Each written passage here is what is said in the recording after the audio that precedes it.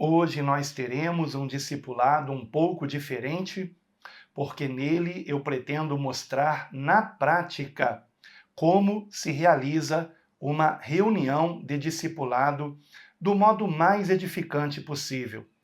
E quando eu falo de reunião de discipulado, eu não estou me referindo a este momento de gravação de vídeo de discipulado, mas eu me refiro às reuniões que necessitamos ter com outros irmãos em Cristo para juntos meditarmos nos ensinamentos do Senhor, a fim de que nós oremos juntos para que sejamos transformados pelo Espírito Santo e consigamos andar no caminho que ele nos ensinou.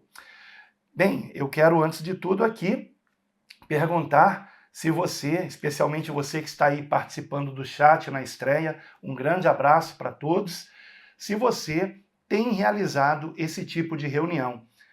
Esta reunião de discipulado, ela é também chamada de meditação bíblica participativa. Participativa por quê? Porque todos participam e é também chamada de encontro nos lares quando acontece numa casa.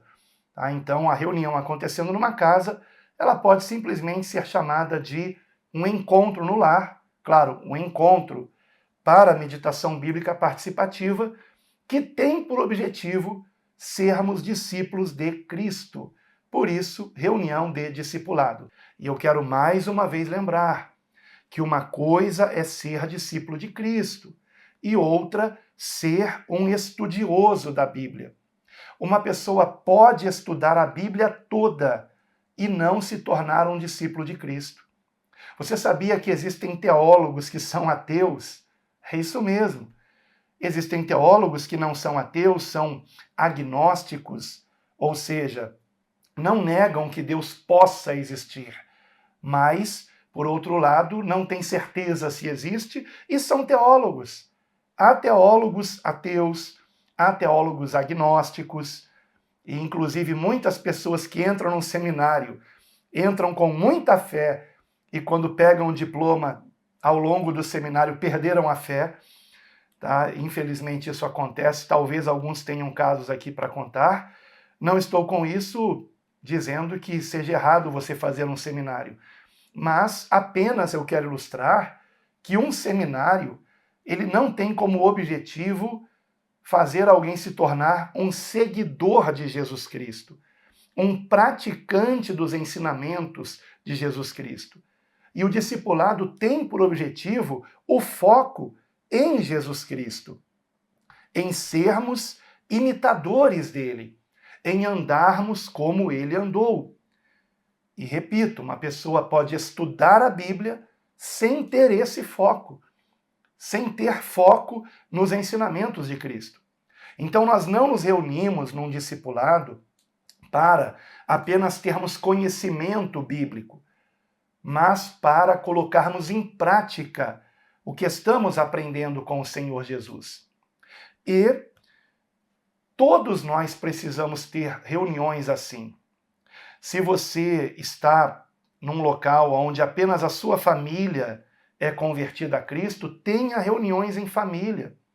Você não conhece outros irmãos perto de você que possam se reunir com você para juntos meditarem na palavra? Reúna-se com a sua família, mesmo que seja apenas marido e mulher, mesmo que seja apenas um casal, mesmo que seja um casal sem filhos, ou os filhos já tenham crescido e casado e agora está apenas o marido e a esposa, tenham juntos as reuniões. Vocês dois, orem, cantem louvores e depois meditem na palavra. E recentemente eu criei um material que é para ajudar neste tipo de reunião, que é o plano para leitura meditativa do Novo Testamento, porque é um plano concernente ao Novo Testamento. Você pode imprimir esse plano ou apenas ver pela tela do seu celular ou computador através do site querocongregar.org. Entrando no site, já tem ali o link, embora o site não esteja completamente pronto, porque ele está sendo reformulado, mas você já encontra o link para o plano de leitura meditativa do Novo Testamento. E ele vai se abrir na sua tela, e aí você pode acompanhar os trechos da leitura de cada livro do Novo Testamento. O link você encontra aqui embaixo no comentário fixado aqui deste vídeo. Dito isto, eu quero convidar você para, por favor, pegar a sua Bíblia, como eu estou aqui com a minha Bíblia, e vamos abrir a nossa Bíblia no Evangelho segundo Mateus, capítulo 13, que foi a meditação que fizemos ontem, a leitura meditativa que eu fiz ontem com a minha família. Tivemos ontem uma reunião aqui em casa, em família, onde nós, seguindo o nosso plano de leitura meditativa, inclusive você pode ver que ele já está todo marcado aqui com X, onde nós já meditamos. E chegamos em Mateus capítulo 13, versículo 24. Então queria aqui pedir que você abra a sua Bíblia, por favor, em Mateus 13, 24. Enquanto isso, eu quero saudar a todos que estão acompanhando este vídeo na estreia. Nós temos tido vídeos de discipulado aqui toda terça-feira, às 20 horas. E se você não tem acompanhado, seja muito bem-vindo para acompanhar. Se você estiver aí acompanhando no chat, provavelmente eu estou aí com você. O vídeo é gravado antecipadamente e publicado na terça-feira. Eventualmente, eu gravo lives mesmo na terça-feira às 20 horas, mas na maioria das vezes eu gravo o vídeo com antecedência e publico na terça-feira às 20 horas, que é o caso deste vídeo aqui. Então, um grande abraço para todos que estão acompanhando aí na estreia, e se você tiver alguma dúvida, por favor, participe, escreva aí no chat. Lembrando, dúvidas concernentes ao assunto deste vídeo, ao que eu estou falando neste vídeo. Então, ontem nós chegamos no trecho de Mateus, lembrando que o diferencial desse plano para a leitura meditativa do Novo Testamento é que ele é elaborado por trechos. Os trechos do Evangelho segundo Mateus, por exemplo, né, de qualquer outro livro do Novo Testamento, mas como eu estou aqui em Mateus, vou me referir a este livro do Novo Testamento. Então, concernente a cada trecho, aonde é necessário que nós paremos a leitura para juntos meditarmos nesta leitura. E ontem, quando nós chegamos em Mateus, capítulo 13, versículo 24, e teríamos que ler apenas até o versículo 30, na edição do vídeo eu vou tirar uma foto aqui e vou mostrar isso para vocês, porque mostrando aqui, apontando, não vai ficar muito bom, mas depois eu vou mostrar, já deve estar aparecendo aí para você. Quando nós chegamos em Mateus 13, versículo 24, eu percebi que não podíamos parar no versículo 30, mas tínhamos que prosseguir até o 35. E assim, então, fizemos. Porque, a princípio, a leitura seria de Mateus, capítulo 13, do versículo 24 ao 30. Mas eu percebi que não poderíamos parar ali a leitura, porque o que nós encontramos até o versículo 35 tem uma relação direta com a parábola contada do versículo 24 ao 30, que é a parábola do trigo e do joio. E então eu quero aqui convidar você para fazer essa leitura junto comigo, mas antes da leitura, eu quero também dizer que quando nos reunimos para uma leitura participativa de meditação no texto bíblico, nós não podemos iniciar isto sem juntos primeiro fazermos uma oração, pedindo que o Espírito Santo de Deus venha nos guiar, venha abrir o nosso entendimento, venha nos ajudar na compreensão do texto bíblico e a colocarmos em prática aquilo que nós aprendemos. Então eu quero aqui convidar você para fazer essa oração comigo, porque como eu disse no início do vídeo, eu quero exemplificar aqui, eu quero mostrar na prática como fazemos uma reunião de meditação bíblica participativa, que eu tenho chamado de reuniões de discipulado. Aliás, eu esqueci de explicar algo aqui importante. Às vezes não há como termos a reunião presencialmente, então precisamos ter a reunião por videoconferência. Não há problema em que a reunião seja por videoconferência, mas sempre que possível, o ideal é que seja presencialmente, que nós estejamos realmente perto uns dos outros fisicamente. Há uma diferença quando nós estamos realmente tendo uma reunião perto uns dos outros e não através de uma tela, seja de celular ou computador. Há uma diferença. A reunião presencial ela é sempre melhor, mas mesmo não sendo possível, se tiver que acontecer por videoconferência, é uma reunião para que todos participem, todos que quiserem. Também preciso explicar que não é obrigatório que todos falem. Atenção para isto. Não podemos constranger os irmãos a falar. Eles vão falar se eles quiserem, tá? Então, que ninguém se sinta inibido de participar de uma reunião de discipulado, pensando que será obrigado a falar. Não, isto não pode acontecer. Tá? Nas reuniões tem que haver liberdade. Os irmãos precisam se sentir à vontade, tanto para falar, quanto para nada dizer. Nestas reuniões também não há alguém pregando e alguém como um professor de escola bíblica. Ou seja, não há uma só pessoa falando. Todos são convidados a falar. É claro que às vezes, numa reunião como esta, alguém precisa falar mais porque os outros não estão falando.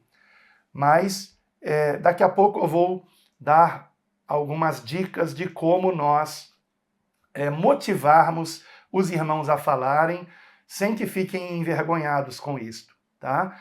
Então vamos orar juntos?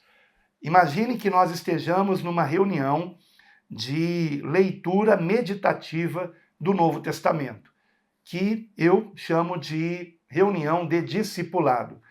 Então nós estamos nesta reunião e vamos agora fazer juntos uma oração para que o Espírito Santo nos conduza na compreensão do texto e na aplicação do texto em nossas vidas.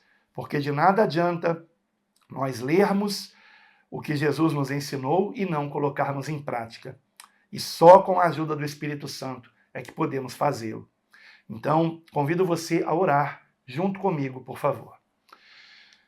Amado Deus, nosso Pai, nós agradecemos a Ti por essa oportunidade de juntos meditarmos na Tua palavra e pedimos, ó Senhor, que o nosso coração esteja preparado, o coração de cada um de nós, para que a poderosa semente da Tua palavra ela encontre um terreno fértil para que em nós venha dar muito bom fruto para a Tua glória. Que sejamos transformados e venhamos andar no caminho que o Senhor está nos ensinando a andar através da Tua palavra. Reconhecemos que nós não temos capacidade por nós mesmos de andarmos neste caminho, mas pedimos que o Teu Santo Espírito nos conduza, nos ajude nesta caminhada. Pedimos que o Senhor nos livre de todo o mal e que o Senhor, Pai, venha tirar de nós qualquer treva, onde houver trevas em nós, que venha brilhar a Tua luz. Livra-nos, ó Senhor, de qualquer mau caratismo. Livra-nos de qualquer defeito de personalidade. Livra-nos, ó Senhor, de qualquer mau hábito. Livra-nos, ó Pai, de todo pecado. Ajuda-nos a andar em santidade e justiça para a Tua glória. Fala conosco. Usa cada um de nós nesta reunião para a Tua glória.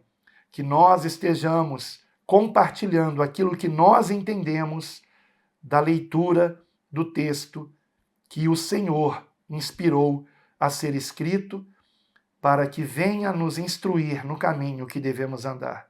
E que tudo seja para a tua glória, Pai, não para a glória humana, que não haja em nós orgulho, soberba, mas humildade, para aprendermos juntos uns com os outros, que tenhamos prazer de ouvir o nosso irmão falar, e não queiramos apenas nós falarmos, mas tenhamos prazer de ouvir o nosso irmão falar. Usa a quem o Senhor quiser e livra-nos de qualquer interpretação errada. É o que nós oramos a Ti e agradecemos no santo nome do Senhor Jesus. Amém. Então, queridos, feita uma oração semelhante a esta, nós vamos para a leitura do texto bíblico. Estamos em Mateus, capítulo 13, a partir do versículo 24. E como eu havia dito, no nosso plano para a leitura meditativa, a leitura teria que parar no versículo 30.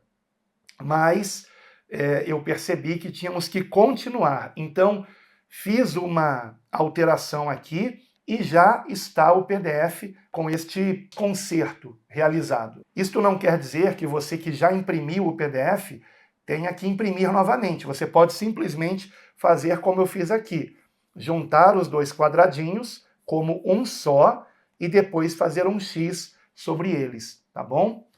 Você pode depois fazer aqui um X sobre esses dois quadradinhos e aí, pronto, já foi feita a leitura desse trecho. Então, daqui a pouco eu vou explicar por que eu considerei por bem fazer essa modificação, esta alteração no plano para a leitura meditativa nesse trecho aqui.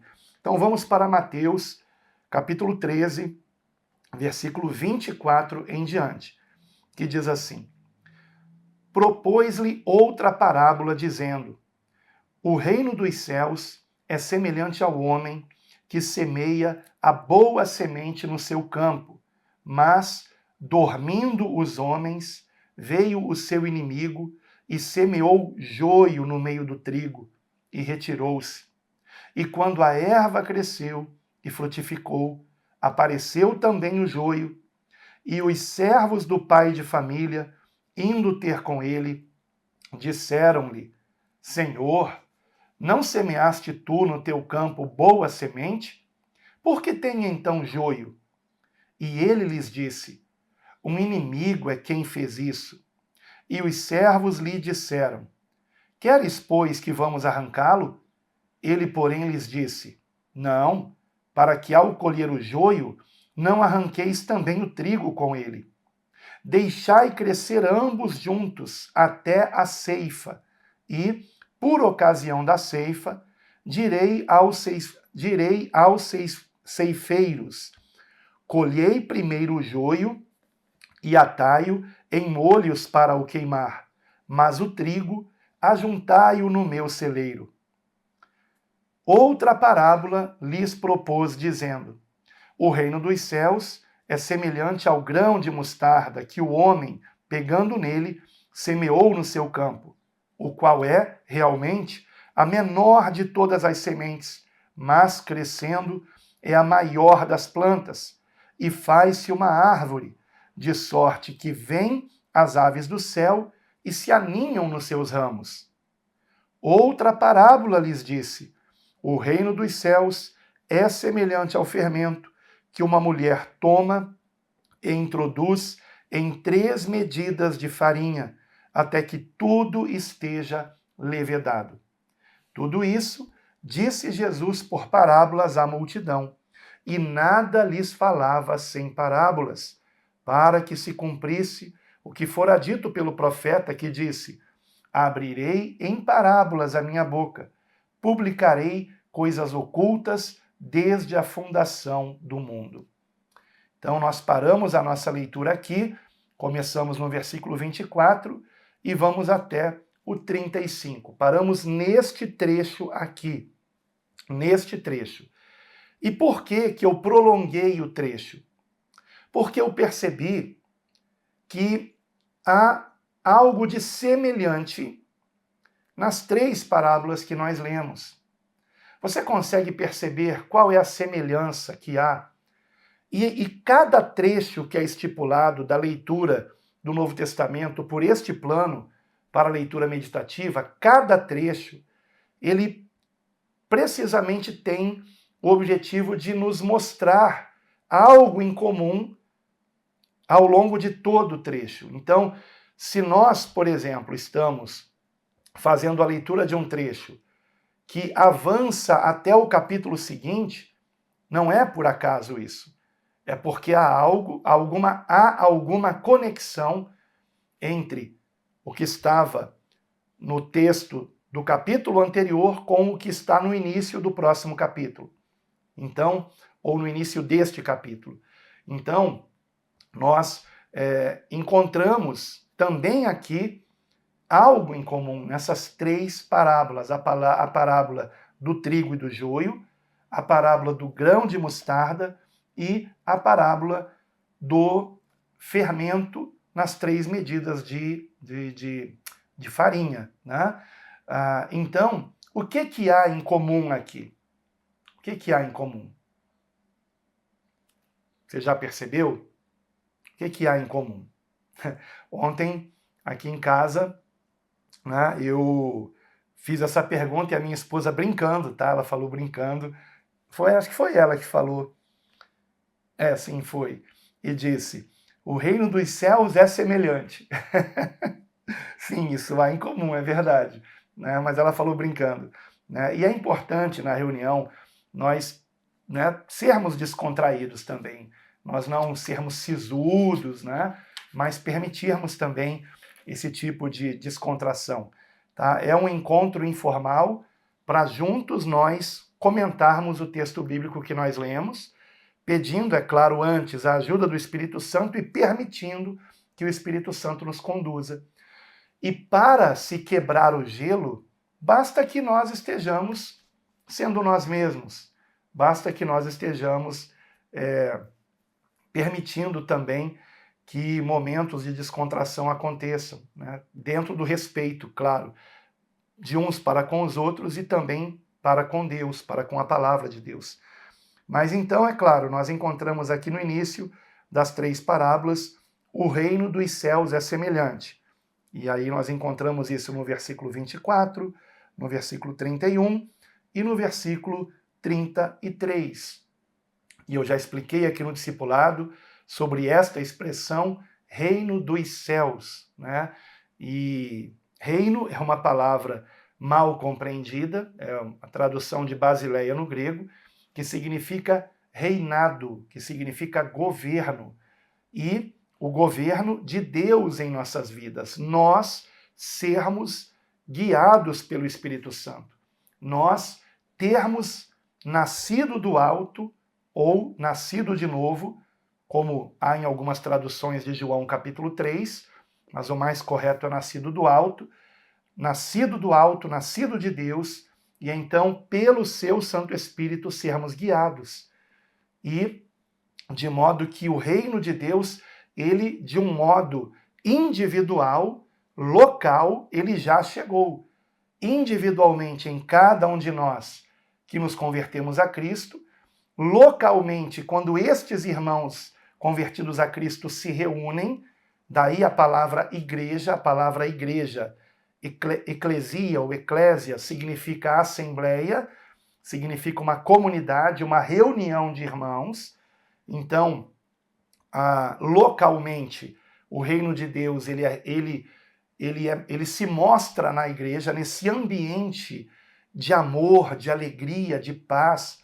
Por isso que Paulo disse, o reino de Deus não é comida nem bebida, não é os irmãos ficarem, porque o contexto ali era esse, de ficarem disputando, né, o que comer, o que não comer, o que você pode comer, o que você não pode comer, um irmão ficar julgando o outro, mas o reino de Deus é justiça, paz e alegria no Espírito Santo. Ele não disse o reino de Deus será, ele disse o reino de Deus é. O reino de Deus porque é chegado o reino de Deus, ou o reino dos céus. E naquele mesmo vídeo eu explico por que em Mateus, principalmente, aliás, só encontramos em Mateus essa expressão reino dos céus. Tá? Tudo isso está no vídeo onde eu falo sobre o reino. Vou deixar também no final desse vídeo o card para o vídeo sobre o reino, tá? Sobre essa questão do reino e por que em Mateus é reino dos céus. Em algumas passagens, e não por acaso nestas passagens, é reino de Deus, tá? Então, nós vamos, se você quiser, ou assistir de novo, ou pela primeira vez, é importante, tá bom? Mas você já conseguiu perceber o que há aqui de semelhante nas três parábolas? O que acontece de semelhante nestas três parábolas? O que acontece? Pense na parábola do fermento. Para que serve o fermento? O fermento, ele faz a massa o quê? A massa o quê? Crescer. E do que trata a parábola do joio e do trigo, ou do trigo e do joio? De crescimento. A semente foi lançada e, aliás, a semente foi lançada na parábola anterior. Vejam que interessante, né? Por isso que nós não podemos tirar o texto do contexto. Aqui em casa nós já tínhamos lido, na outra reunião, anterior à reunião de ontem, já tínhamos meditado na parábola do semeador, em Mateus capítulo 13. E eu acho interessante, né, como hoje teólogos querem dar outro título para a parábola do semeador, dizendo que melhor seria chamá-la de parábola dos solos. Parábola dos solos. Não. O título é parábola do semeador. E quem deu o título à parábola? Foi o próprio Senhor Jesus. Ele deu o título para a parábola. O foco da parábola não são os solos. O foco da parábola é o semeador. É o semeador. Nós temos que lançar a semente fazendo com que ela venha a dar bom fruto. Então veja que interessante. Voltando um pouquinho aqui, que foi a meditação aqui em casa, não ontem, mas na outra reunião. Mateus capítulo 13, versículo de número 19. O 18 diz, Jesus falando, escutai vós, pois, a parábola do semeador. Ele deu o título para a parábola. Quem está falando aqui é Jesus. Ele deu o título para a parábola. E hoje há pessoas querendo ser melhores que Jesus. Querendo dar outro título para a parábola. E dizendo que seria errado chamar de parábola de semeador. Não, não é errado. O versículo 19 declara, ouvindo alguém a palavra do reino e não a entendendo. Então convém que o semeador explique bem o evangelho. Esclareça bem do que se trata. E quando é bem esclarecido, olha o que acontece. Veja comigo o versículo 23. Mas o que foi semeado em boa terra é o que ouve e compreende a palavra. E compreende a palavra. Por isso, parábola do semeador. Porque, ora, um bom semeador não vai jogar a semente à beira do caminho, onde as aves vão comer a semente.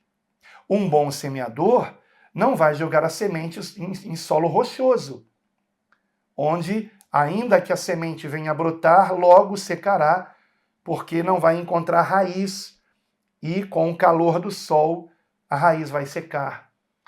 Um bom semeador não vai jogar a semente entre os espinhos.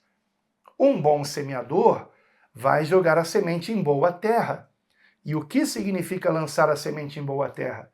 Significa você não ter pressa em ensinar sobre o reino de Deus, sobre a importância de nós nascermos do alto, nascermos de novo, sermos transformados por esta semente que é a palavra de Cristo, que é a palavra de Deus, que é o seu ensinamento. Então, convém que nós tenhamos paciência em ensinarmos o Evangelho, a boa nova de nós sermos filhos de Deus, de verdade, não apenas criaturas de Deus, mas filhos parecidos com Ele, com o seu caráter santo e justo e bom. Então, nós aprendemos aqui nessa parábola que a semente é a palavra de Deus. A semente é a palavra de Deus. E essa palavra ela vai dar um bom fruto, que no caso aqui da parábola do trigo e do joio é o trigo. Mas o que acontece aqui? Nesta parábola é dito que a semente cresceu e frutificou. Tá? Então, o que há em comum aqui? O crescimento. Na parábola do trigo e do joio, na parábola seguinte, que é a parábola do grão de mostarda, e tudo isso nós fomos comentando ontem aqui na reunião. Vou ser bem sincero com vocês. Quantas vezes eu li Mateus capítulo 3? Inúmeras vezes. E não tinha me dado conta desta semelhança entre essas parábolas, sobre a questão de que as três têm em comum o crescimento. Mas numa reunião com minha família, de leitura meditativa do Novo Testamento, nós percebemos isso. Nós percebemos que há esta conexão. E por que eu não avancei com a leitura do versículo 36 até o 43? Porque nós veremos, a partir do 37, Jesus explicando sobre a parábola do trigo e do joio, que, aliás, é chamada aqui de parábola do joio do campo. Mateus capítulo 13, versículo 36. Veja que no final do versículo, os discípulos dizem: explica-nos a parábola do joio do campo. Porque eles estavam querendo entender o que era aquele joio, né? O que era isso, né? Ora, na parábola do semeador ficou evidente que a boa semente é a palavra de Deus. Então eles perguntaram: explica-nos a parábola do joio do campo, né? E por que temos que parar a leitura no versículo 35? Porque do 36 ao 43, a gente vai perceber que o foco já não é a questão do crescimento, mas o foco é a questão do juízo final. Do juízo final. Então, vamos ficar aqui por enquanto do versículo 24 ao 35, onde nós encontramos essas três parábolas. A parábola do trigo e do joio, a parábola do grão de mostarda e a parábola do fermento nas 3 medidas de farinha. Então, na parábola do grão de mostarda, perceba que nós também encontramos a palavra crescer. Veja aqui, versículo 32. O qual é, o grão de mostarda, realmente a menor de todas as sementes, mas crescendo é a maior das plantas. Crescendo. Então veja que o foco aqui é crescimento. Tanto na parábola do trigo e do joio, quanto na parábola do grão de mostarda, e agora na próxima também, que é a parábola do fermento, que é introduzido em 3 medidas de farinha. Mas aí talvez você diga: não, no versículo 33 não está escrita a palavra crescendo, mas ela está implícita na última palavra do versículo, quando fala sobre levedar. Ou seja, o texto diz aqui: o reino dos céus é semelhante ao fermento que uma mulher toma e introduz em 3 medidas de farinha, até que tudo esteja levedado. E levedado, eu confesso que eu não sabia que significava realmente crescer. Tá? Ontem foi comentado isso aqui.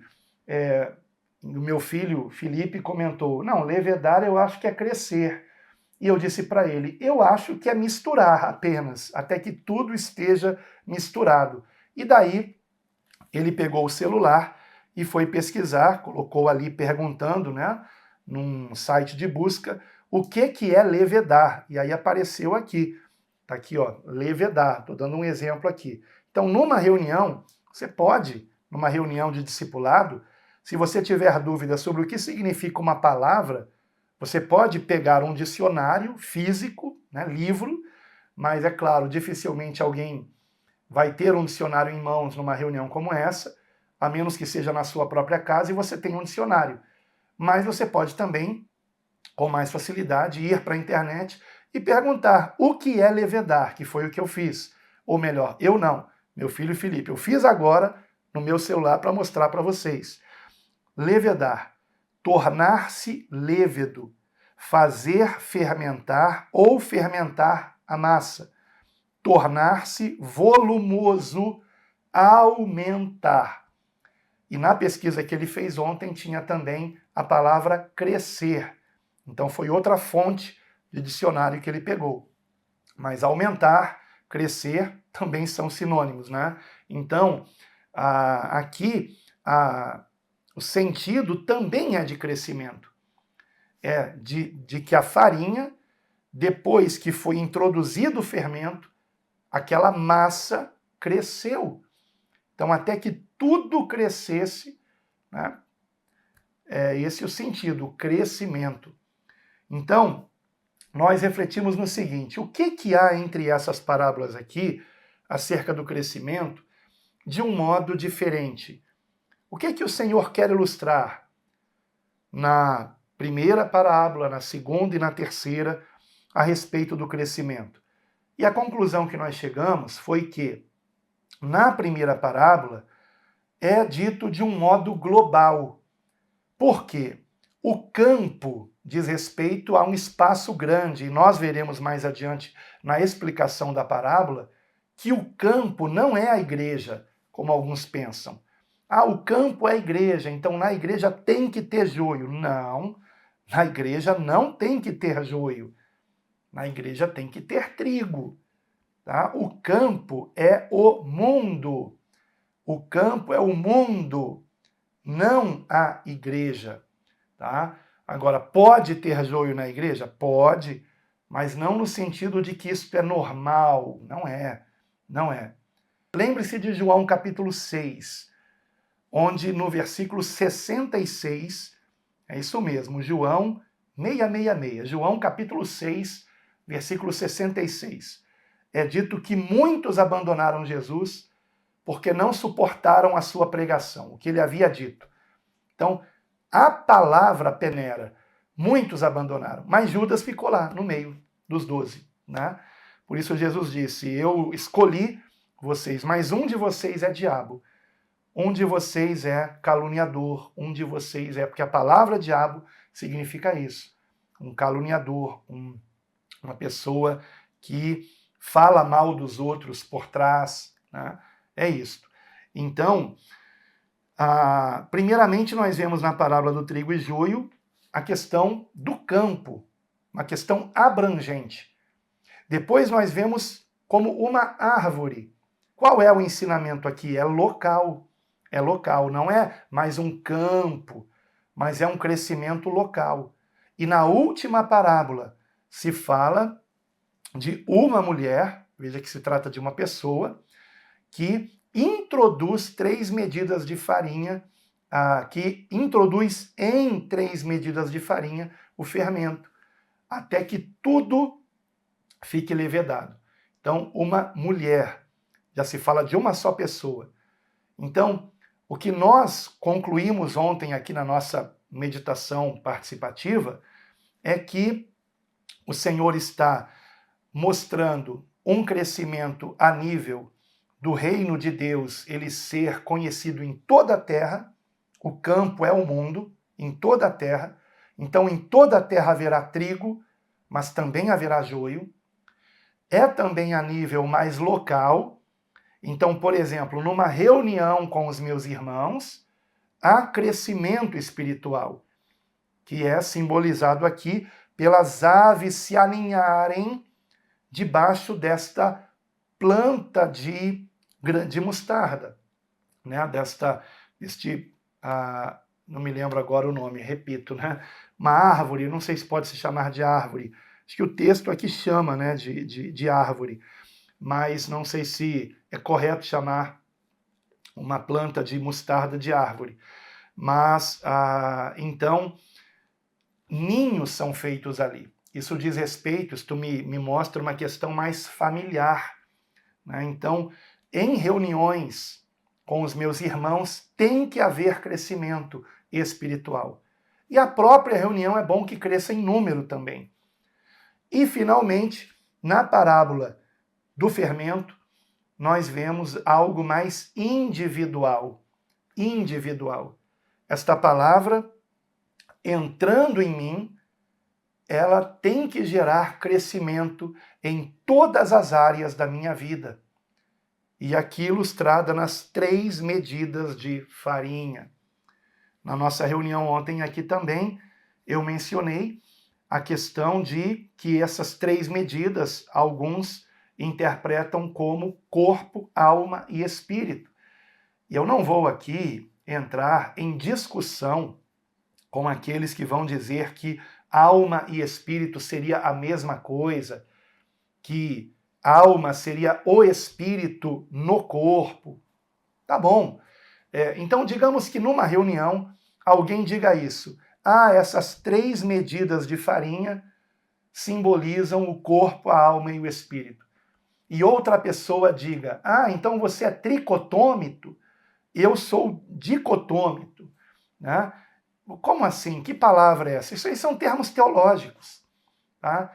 E o propósito do discipulado não é discutirmos teologia. Então, se alguém disser, não, eu não concordo que as 3 medidas representam corpo, alma e espírito, porque no meu entender, alma é o espírito no corpo. E talvez o outro diga, não, para mim, alma e corpo é a mesma coisa. Tá? Então, há pessoas que pensam assim, alma e corpo é a mesma coisa. Há os que pensam que alma é o espírito no corpo. E há pessoas que creem em alma, espírito e corpo. E daí? O que vai mudar isso? Tá? O importante é que se refere a todo o nosso ser. Todo o nosso ser transformado pela palavra. Venhamos crescer espiritualmente. Abandonar as meninices. E, aliás, discussões como essa é meninice espiritual. É meninice. Tanto é que você não encontra os apóstolos discutindo sobre isto. Tá? Então, cuidado para você não perder tempo com questões teológicas que não trazem proveito prático. O importante é o seguinte: se numa reunião houver alguém que creia em corpo, alma e espírito, e o outro creia que espírito e alma são a mesma coisa, porque a alma seria o espírito no corpo, e outro creia que alma e corpo é a mesma coisa, tá? Ainda que haja esta divergência, o importante é o ensinamento. E qual é o ensinamento aqui? Que quando nós compreendemos a palavra, nós crescemos espiritualmente a nível individual, a nível coletivo, local, mas também a nível mundial. O campo é o mundo. Então ontem, nós chegamos a essas conclusões aqui em família, numa reunião em família, onde todos participaram. Todos comentaram alguma coisa. Meu filho Gabriel, meu filho mais novo, também comentou. Minha esposa também comentou. Minha mãe, que estava presente, também comentou. E eu também comentei.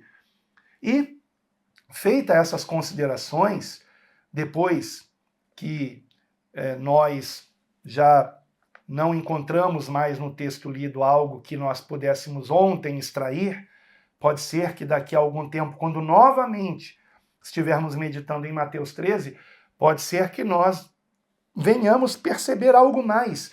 Pode ser que você perceba algo mais aqui, tá?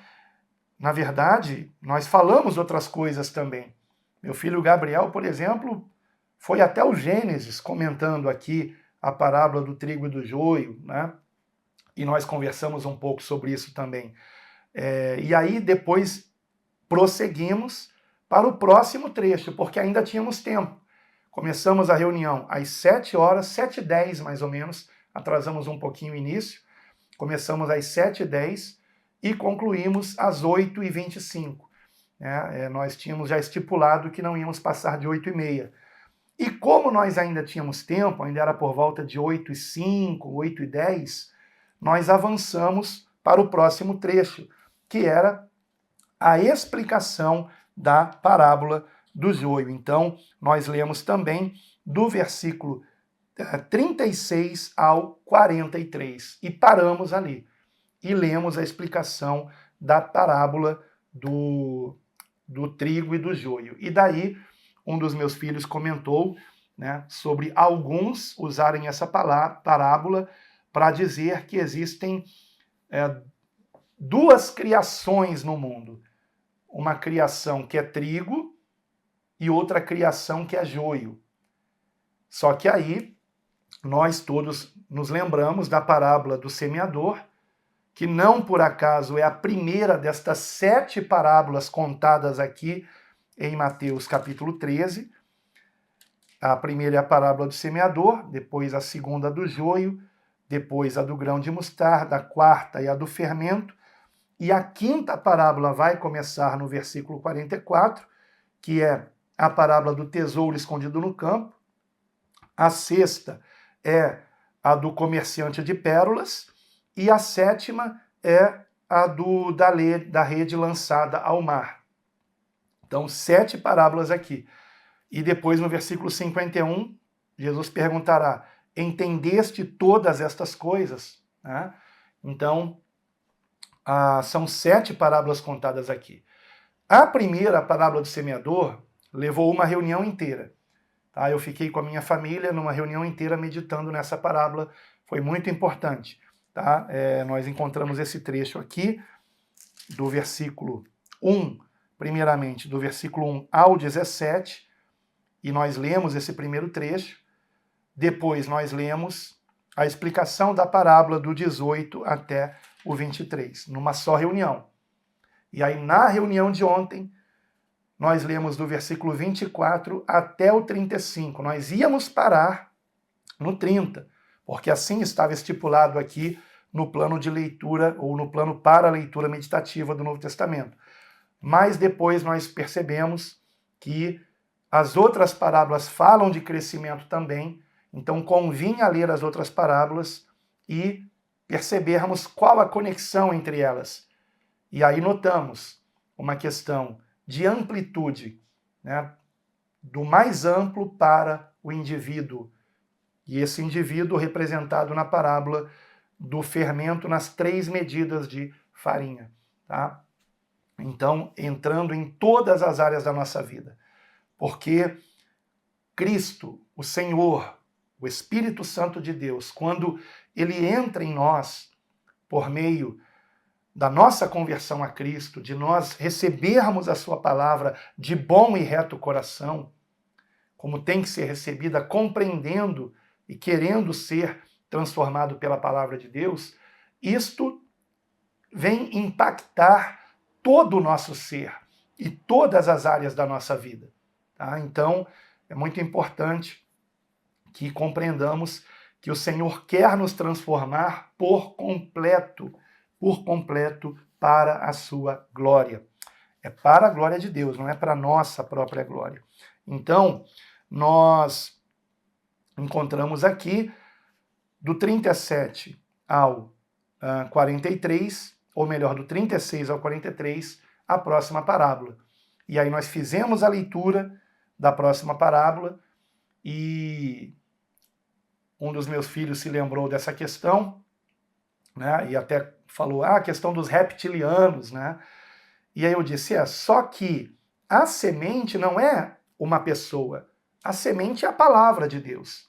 A semente é a palavra.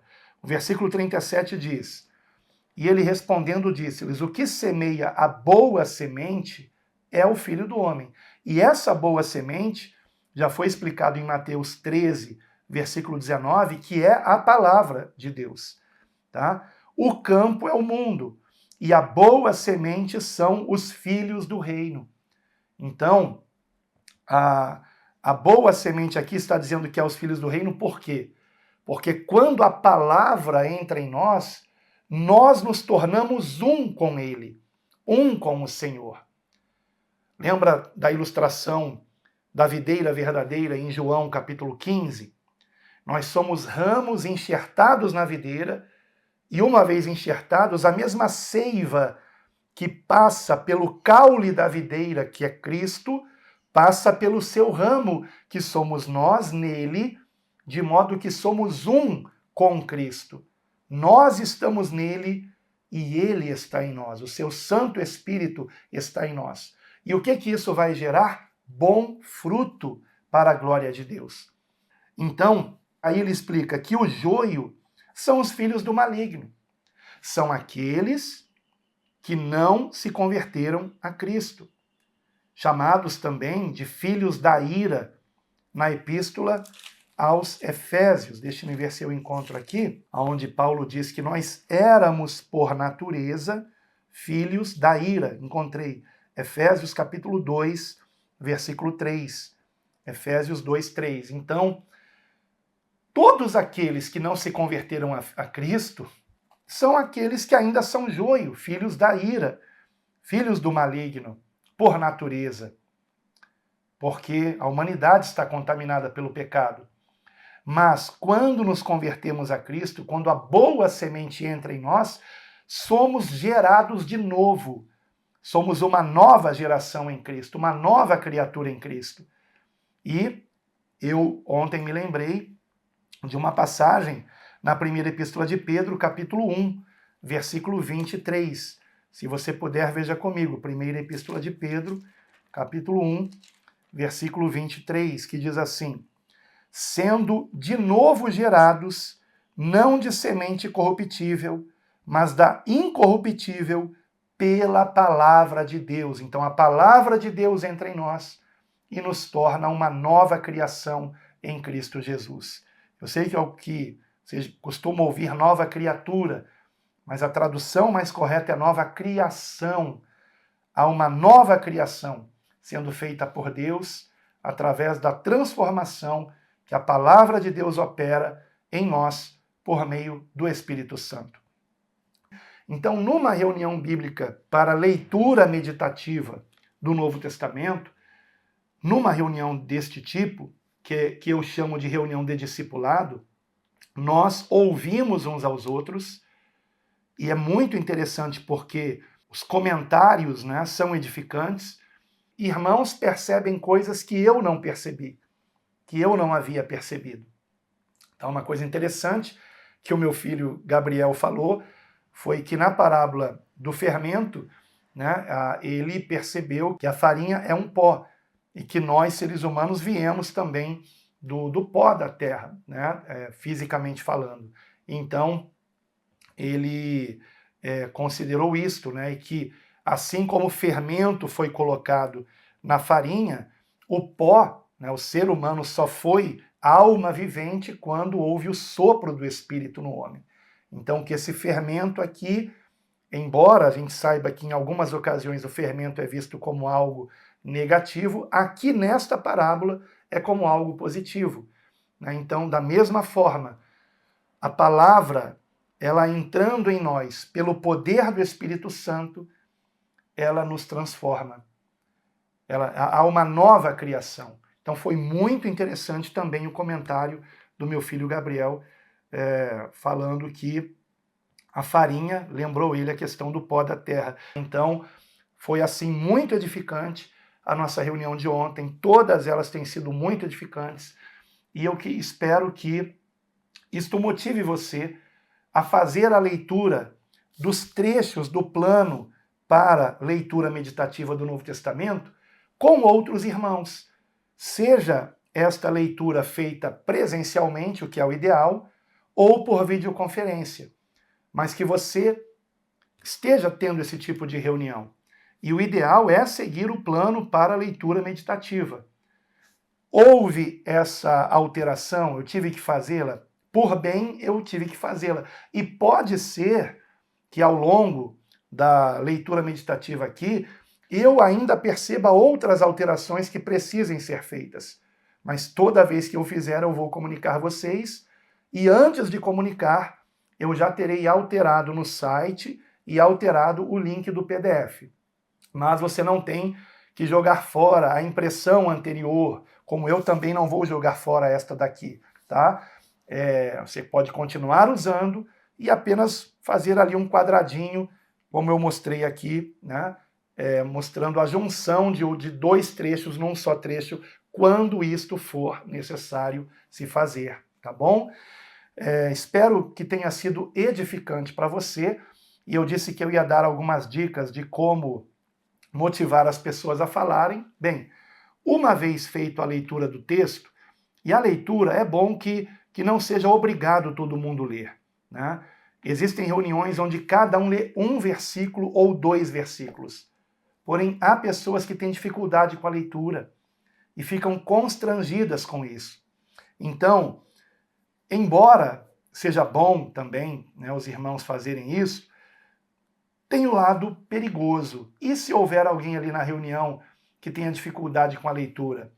Pode ser que ele nem participe mais, que ele nem queira mais participar por ficar envergonhado com isso. Então, é importante que alguém que saiba fazer uma boa leitura, faça a leitura, tá, do texto.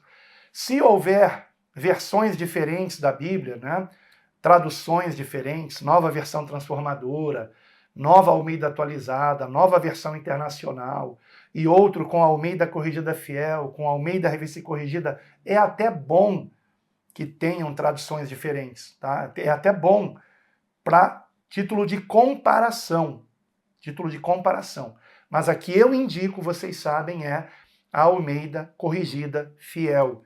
E eu estou escrevendo um glossário para ajudar na compreensão de palavras difíceis na Almeida Corrigida Fiel ou termos e expressões que necessitem de alguma explicação.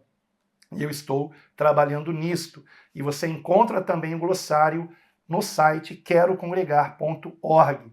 Visite o site e ali você irá conferir esse material. E de vez em quando entre na página glossário para você ver os capítulos que terão sido lançados, que estiverem prontos. Inclusive, nesse momento, eu estou aguardando 2 livros chegarem que eu tive que comprar. Comprei pelo site Estante Virtual, através de um sebo, que eu precisava, sites de dicionários bíblicos, que eu precisava para trazer um trabalho melhor para vocês, um resultado melhor para vocês. Eu confiro vários dicionários e pego um apanhado deles, né, o que eu puder trazer de mais importante, resumo isso no glossário e coloco ali para você. Está no site querocongregar.org. Bem, qual é a dica? Depois da leitura bíblica, do trecho que for lido, que o anfitrião, aquele que é o dono da casa, ou que foi quem criou o link para a videoconferência, ele pergunte: meus irmãos, da leitura aqui que nós fizemos, qual versículo chamou mais a sua atenção? Qual o versículo? Aí, inclusive, antes da leitura, é bom dizer para os irmãos: irmãos, procurem ficar bem focados na leitura, prestem bem atenção, tá? Qual lhe chamou mais atenção? Ou em qual você teve dúvida? Primeira pergunta é essa: qual lhe chamou mais atenção? Aí provavelmente alguém vai falar e pronto, a reunião vai continuar. Se ninguém falar nada, então você pode ir para uma segunda pergunta: em qual você teve alguma dúvida? Tem alguma palavra que você não entendeu? E aí provavelmente alguém vai falar também. E o resto é história, né? A reunião vai prosseguir e será uma bênção para a glória de Deus. Bem, meu tempo se esgotou. Nos vemos, se Deus assim permitir, no próximo discipulado. Provavelmente nós teremos em breve vídeos aqui do quadro Aprofundando. E esteja também conferindo no meu canal pessoal, Alan Capriles, onde eu estarei falando em breve sobre uma questão histórica muito importante, mas eu não quero tratar de história neste canal. Então, lá no canal Alan Capriles, eu estarei falando um pouco sobre algo importante a respeito da chamada história da igreja, tá? Então, se você não está inscrito no canal Alan Capriles, inscreva-se também. Que Deus muito te abençoe, que você tenha reuniões edificantes com outros irmãos em Cristo, com a finalidade de ser sempre uma bênção nas mãos de Deus. E sempre transferindo para Deus toda glória.